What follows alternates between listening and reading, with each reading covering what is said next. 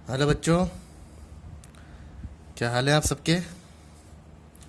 आज हम lesson number first का बचा हुआ जो भाग था, जिसके अंदर वर्गीकरण के संसर्ग मतलब उसके जो चरण होते हैं उसके बारे में हम अध्ययन करेंगे। लेकिन इससे पहले जो हम इससे फर्स्ट वीडियो की बात करते हैं, जो लेसन नंबर फर्स्ट का फर्स्ट वीडियो था, जिसमें आपको सामान्य जीव जगत के बारे में सामान्य सी जानकारी थी, इंट्रोडक्शन था एक तरीके से। और इनका नामकरण पद्धति किसने दी, कौन कौन सी संस्थाएं हैं जो नामकरण करने के लिए काम करती है। जूलॉजी की, वनस्पति विज्ञान की अलग, जंतु विज्ञान की अलग संस्थाएं होती हैं। तो ये सब के बारे में हमने अध्ययन किया था। उम्मीद करता हूँ कि आपने उसको देखा होगा, समझा होगा। एक बार थोड़ा सा कुछ खास पॉइंट में आपको रिवीजन कर देता हूँ। नामकरण पद्धति, जो दीवनाम पद्धति थी, वो देने वाले थे केरोलस लीनियस, जिसमें किसी भी जीव का, किसी भी वनस्पति का नाम देने के लिए ये पद्धति बनाई गई थी। इसमें प्रत्येक का नाम दो शब्दों का होता है, जिसमें पहला वंश शब्द को और दूसरा वंश को और दूसरा शब्द उसकी जाति को दर्शाता है। ठीक है ना बच्चों। तो उसको लिखने के भी कुछ तरीके थे। दोनों का जो पहला अक्षर होता है वो कैपिटल में होता है, उसको कर्सिव में लिखा जाता है, उनके नीचे अंडरलाइन की जाती है। इन सब बातों से अगर किसी लेख के अंदर आप किसी जंतु का या किसी वनस्पति का नाम देखेंगे तो आप समझ जाएंगे कि ये दीवनाम पद्धति द्वारा दिया गया है। थोड़ी सी परेशानी वहाँ आती है जब वो एक ही जाति अलग अलग रूप में बदल जाती है। उस वक्त उनकी जाति के आगे उपजाति भी लिख दिया जाता है और उसको बोलते हैं त्रिनाम पद्धति। त्रिनाम पद्धति देने वाले वैज्ञानिक भी केरोलस लीनियस ही थे।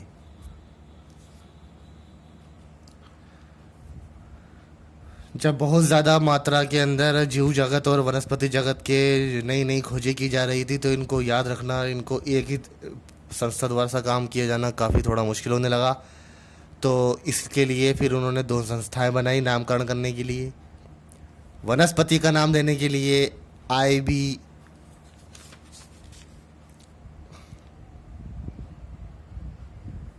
ICBN, और जंतु जगत का नाम देने के लिए ICZN। फुल फॉर्म आप जानते ही है, इंटरनेशनल काउंसिल बॉटनिकल नोमेनक्लेचर और इंटरनेशनल काउंसिल जूलॉजिकल नोमेनक्लेचर। ठीक है। तो ये दोनों संस्थाएं अलग अलग जीव जंतुओं का और वनस्पति जगत का नामकरण करती है। नामकरण करने से पहले उसके बारे में बहुत सारा डाटा जमा किया जाता है। वो कहाँ पाया गया है, किस वनस्पति में पाया गया है, कैसा उसका आवास है, किस मिट्टी, अगर कोई पादप है तो किस मिट्टी में उगा है, उसकी मिट्टी में कौन कौन से तत्व मौजूद है, उस जहाँ वो पाया गया है उस क्षेत्र में उसको किस नाम से जाना जाता है। ये सब बातें नामकरण करते टाइम ध्यान में रखी जाती है। ठीक है बच्चों। तो ये सब अपना पुराना था। आज हम थोड़ा सा आगे बढ़ते हैं, नया पढ़ते हैं। आज हम पढ़ेंगे वर्गीकी संवर्ग। वर्गीकी संवर्ग का मतलब होता है, जब आपने इससे पहले कभी वर्गीकरण के बारे में पढ़ा होगा, जब हम किसी भी जंतु का या किसी भी पादप का वर्गीकरण को लिखते हैं तो अपन क्या लिखते हैं, जगत, वंश, कुल, गण, जाति। ठीक है ना। इस तरीके से अपन एक स्टेप बाय स्टेप उसको लिखते हैं। तो ये जो आप स्टेप लिखते हैं यही क्या कहलाते हैं, वर्गीकी संवर्ग या वर्गीकरण के पद। ठीक है। तो किसी भी जीव के व्यक्तिगत अध्ययन को निश्चित पदों में वर्गीकृत किया जा सकता है, जिन वर्गों को ही संवर्ग या वर्गीकरण के पद कहते हैं। इन पदों का प्रयोग सदैव सरलता से जटिलता की ओर होता है। मतलब सबसे नीचे जो होता है वो सबसे छोटा, फिर वो जैसे जैसे ऊपर बढ़ता जाता है तो वो बहुत बड़ा ब्रॉड होता जाता है। अलग अलग जातियों को मिलाकर, फिर वंशों को मिलाकर एक, फिर कुलों को मिलाकर एक, फिर कुलों को मिलाकर वर्ग, फिर वर्गों को मिलाकर जगत। इस तरीके से आगे बढ़ता जाता है। ठीक है। तो इसमें सबसे पहला आता है जाति, सबसे वर्गीकरण का सबसे निचला पद। जीवों का ऐसा समूह जिसमें सभी जीव संरचनात्मक और कार्यात्मक रूप से समान हो। तथा जिनके बीच स्वतंत्रता पूर्वक जनन क्रिया हो सके। ठीक है ना, वो सब क्या कहलाते हैं? एक जाति। जैसे कि बकरी, बकरी की पूरी एक प्रजाति है। ठीक है, इसके भेड़, कुत्ता, बिल्ली, ये सब एक जाति है। ठीक है ना, तो जाति में किसको रखा जाता है? जिनमें संरचनात्मक और कार्यात्मक गुण समान हो, मतलब वो दिखने में भी एक जैसे हो और काम भी एक जैसे ही करते हों। ये ज़रूरी है, काम भी ज़रूरी एक जैसे करते हो। जैसे कि एक कुत्ता होता है, एक घरेलू कुत्ता और एक जंगली कुत्ता। जंगली कुत्ते बहुत खतरनाक होते हैं, जंगल में रहते हैं, शिकारी होते हैं। जबकि जो घरेलू कुत्ते होते हैं आसपास आपकी गलियों में घूमते रहते हैं, ये भी कुत्ते हैं, लेकिन दोनों के संरचनात्मक रूप से थोड़ा सा अंतर है, लेकिन कार्यात्मक रूप से ज़्यादा अंतर है।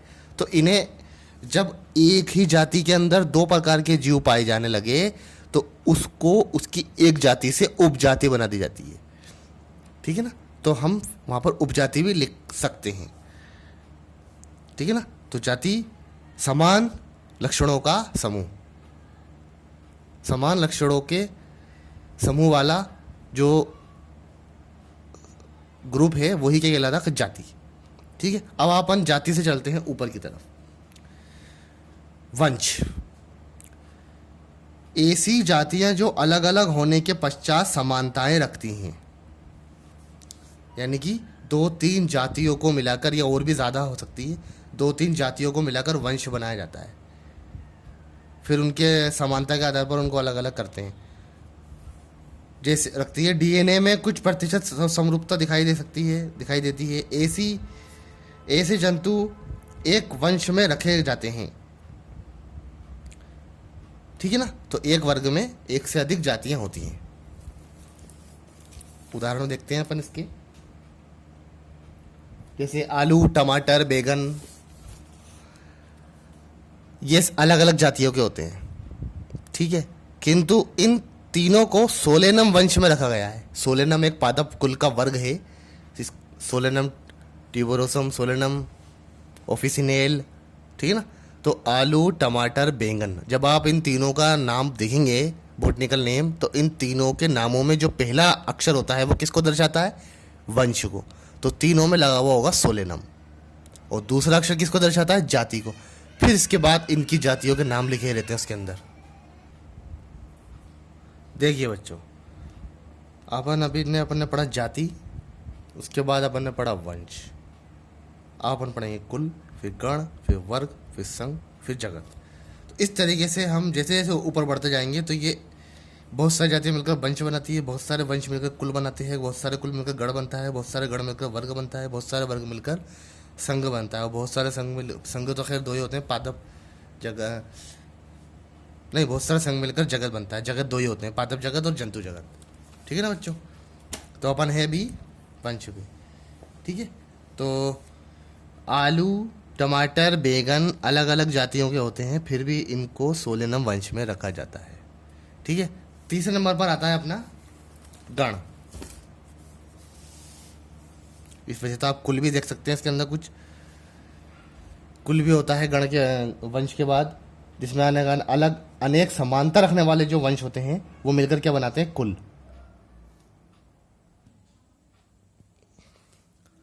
ठीक है, तो बहुत सारे वंश मिलकर कुल का निर्माण करते हैं। ठीक है ना, जैसे कि पौधे के तीन वंश होते हैं, सोलेनम, पिटूनियम और धतूरा, को सोलेनेसी कुल में रखा गया है।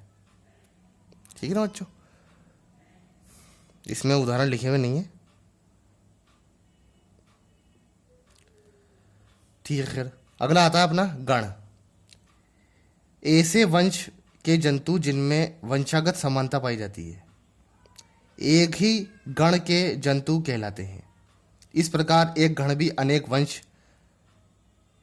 आते ही गण एक विस्तृत समूह है, जिसमें अधिकांश विशेषताएं होने के पश्चात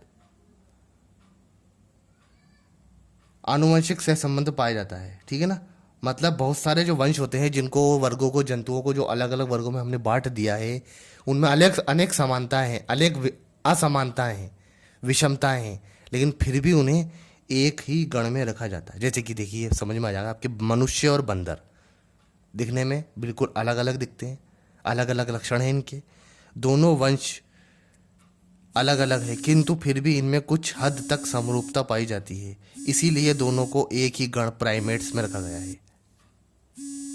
ठीक है ना बच्चों।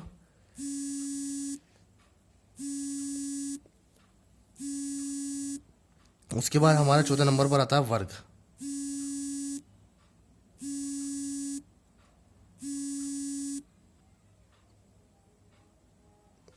उसके बाद आता है वर्ग। लगभग समान लक्षणों वाले अलग अलग गण युक्त जंतु जिनमें मूलभूत समानता पाई जाती है आपस में मिलकर एक वर्ग का निर्माण करते हैं। अर्थात एक वर्ग में ऐसे गण रखे जा सकते हैं जिनमें कहीं न कहीं भौतिक समानताएं या संबंध होता है। ठीक है ना बच्चों।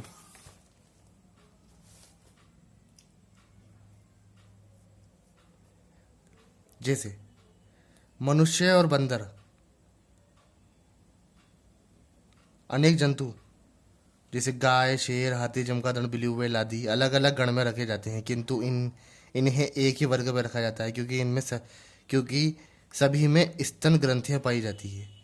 कर्ण पिन्ना का शरीर से बाहर होता है, शरीर पर बाल पाए जाते हैं, बच्चों को जन्म देते हैं, जैसे लक्षण समानता प्रदर्शित करते हैं। ठीक है ना बच्चों, ध्यान है आपको। इसीलिए समान गणों वाले इन वर्गों को स्तनधारियों में रखा गया है। उसके बाद आता है अपना संघ।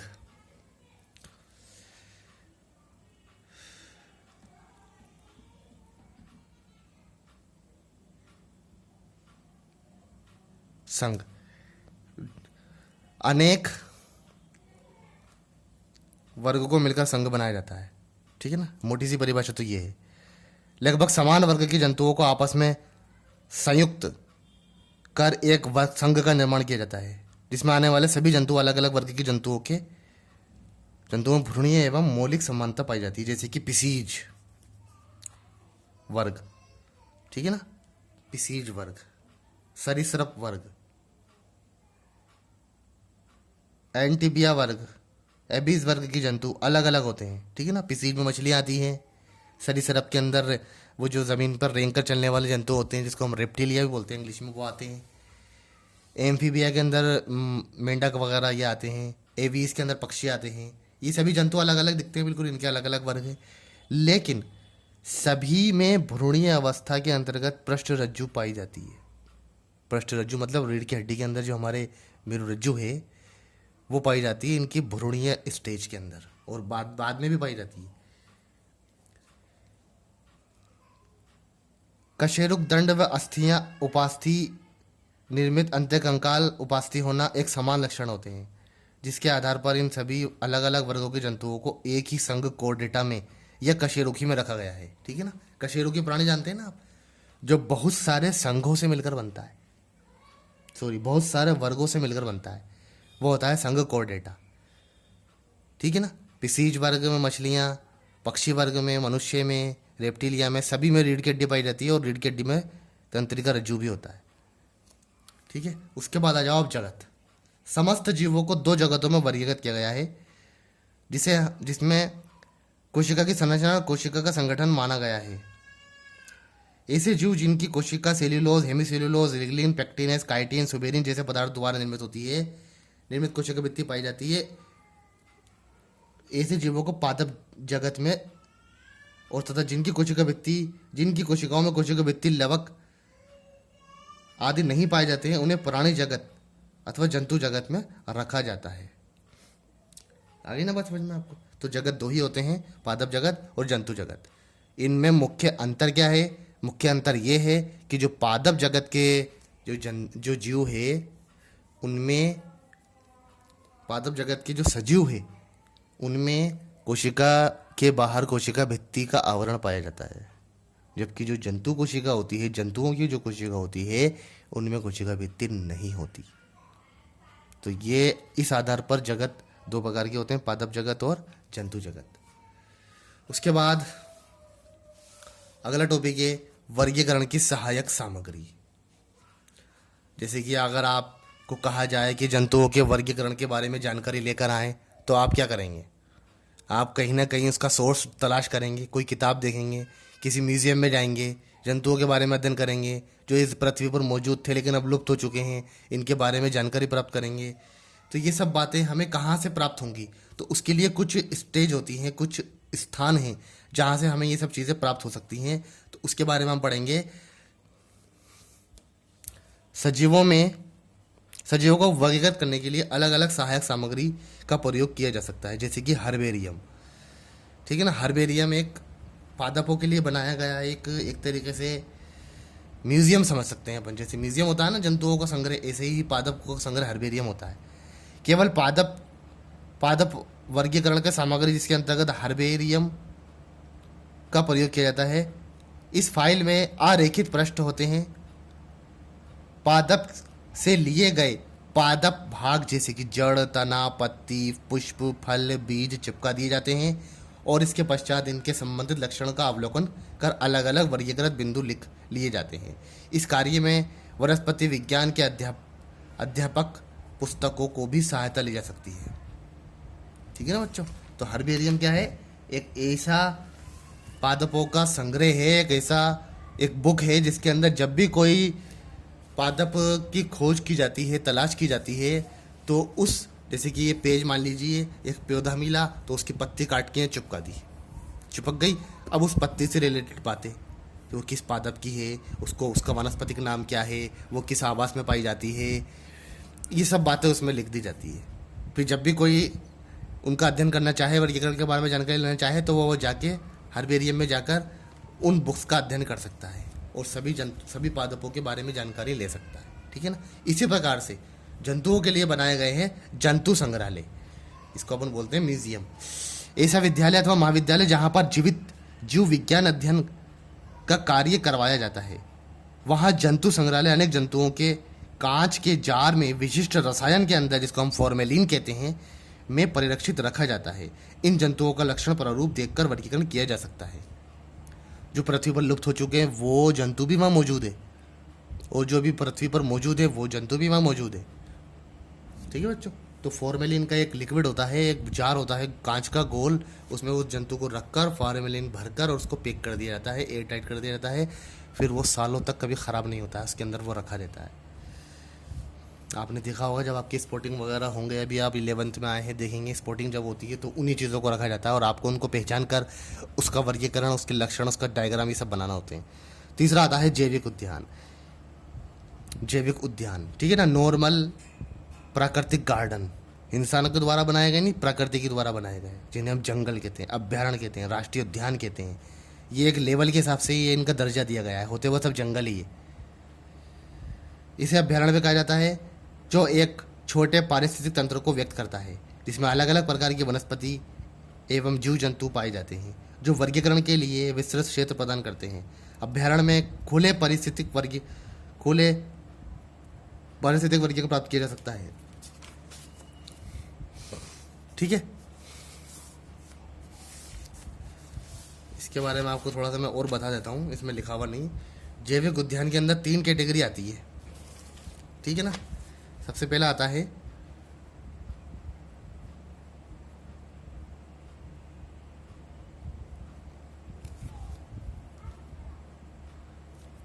वन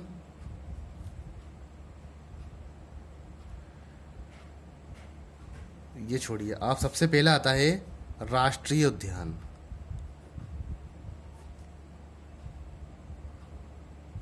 उसके बाद आता है अभ्यारण्य।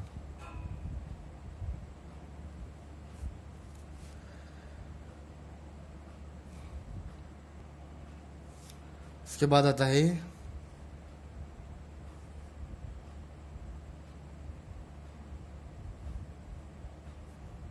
संरक्षित वन। ये 3 कैटेगरी है। ये तीनों क्या होते हैं? जंगल ही होते हैं, लेकिन इनमें फ़र्क किस बात के लिए होता है? जैसे सबसे पहले अपन इससे स्टार्ट करते हैं, संरक्षित वन।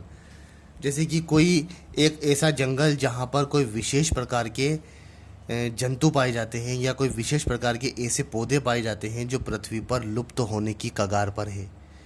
अगर उन्हें बचाया नहीं गया, उनको कटने से रोका नहीं गया, या वो जंतु जो उस स्थान पर रहता है उसको अगर बचाया नहीं गया तो वो इस पृथ्वी से नष्ट हो जाएगा।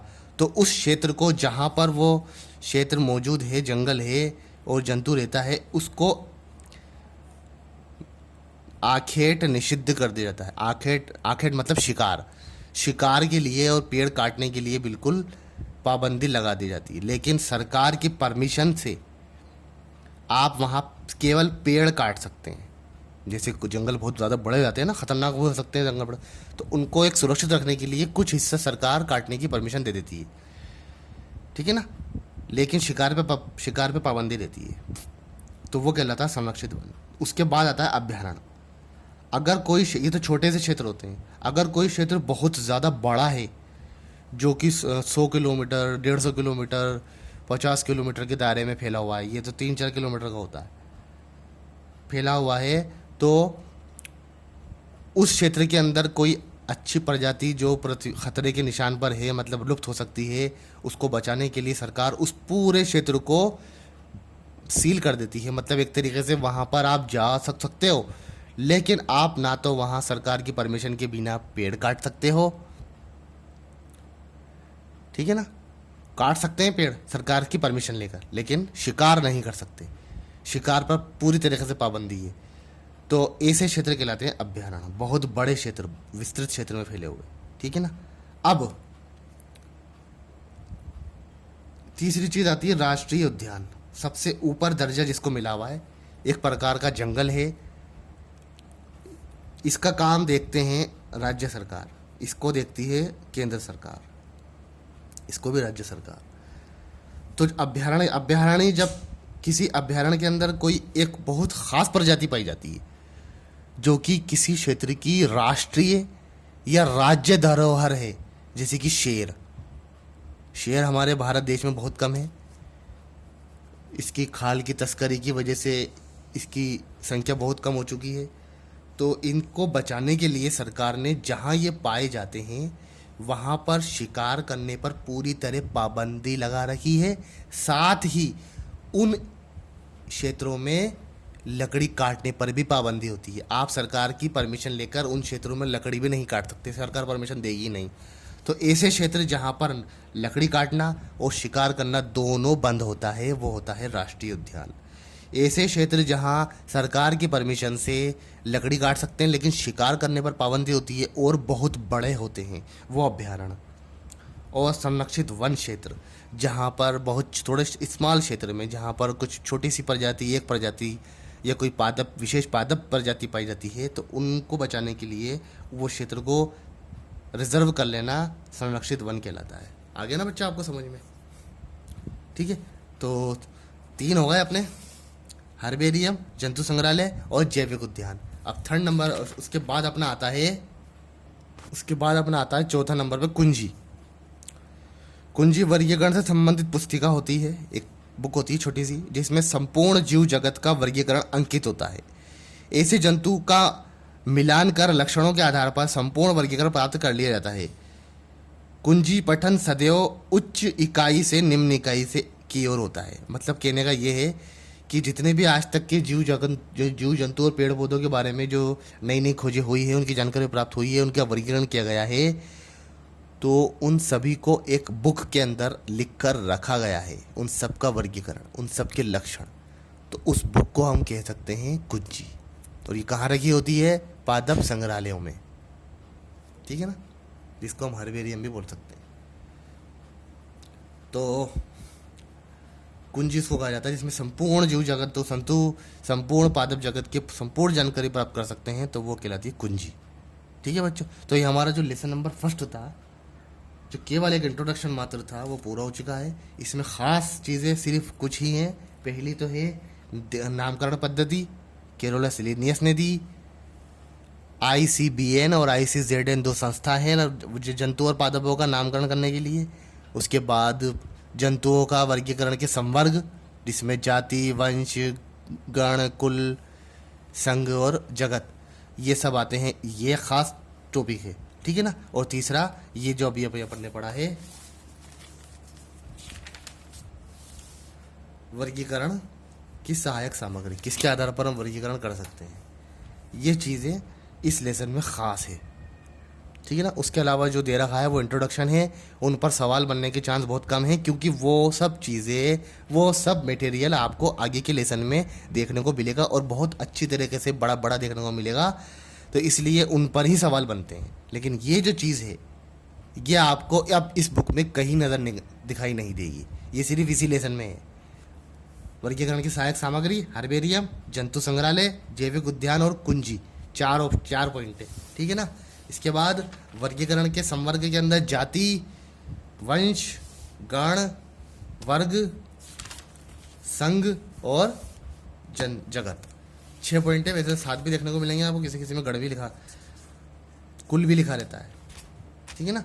बाकी ये नेत्री नाम पद्धति और ये दीव नाम पद्धति, बस ये चीज़ें मोस्ट है इसके अंदर, और ये नामकरण संस्था है। बाकी इसके पहले का जो आपने देखा था ये सब बातें नॉर्मल है, ये ज़रूरी नहीं कि इस लेसन में कोई सवाल आपसे बने, ठीक है ना बच्चों। तो उम्मीद करता हूँ कि आपको ये वीडियो में से कुछ फ़ायदा हुआ होगा। कुछ अगर आपको समझ में नहीं आया हो तो आप हमें कमेंट्स बॉक्स में अपने जो डाउट्स हैं वो शेयर कर सकते हैं। हम पूरी कोशिश करेंगे कि आपके डाउट्स को पढ़ेंगे, उसको क्लियर करेंगे, ठीक है। तो बने रहिएगा हमारे साथ। हमारे अगले वीडियो में भी हम आपके लिए लेसन नंबर 2 के बारे में बताएंगे।